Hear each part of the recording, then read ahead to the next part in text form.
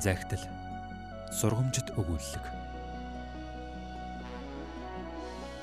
Жаалхүү ээж авийнхаа өгсөн мөнгийг хугацаанаас өмнө зартуулж дуулсан учраас мөрөөдлүүлсэн бөмбөгөө авч чадсангүй. Удахгүй зуны амралт эхлэх гэж байгаа тул хүүгийн сэтгэл зовж ямар нэгэн байдлаар мөнгө олох арга хайж байлаа.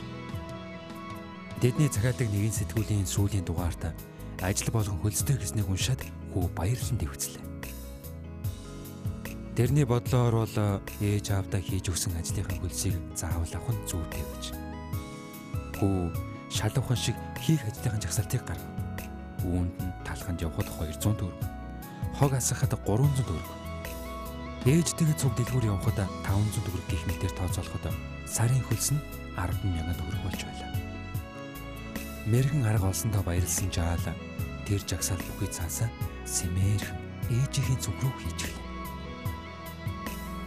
Харин өглөөн сэрэхэд Жаал хүүгийн дэргэд 10,000 төгрөгтэй цуг бяцхан зурвас байж байна.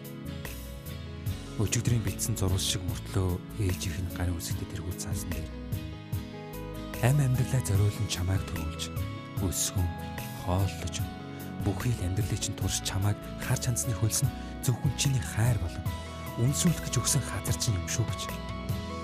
Ажлынхаа хөлсөнд олсон энэ мөнгөө сайн сайхан зүйл зориулаарай гэсэн байлаа.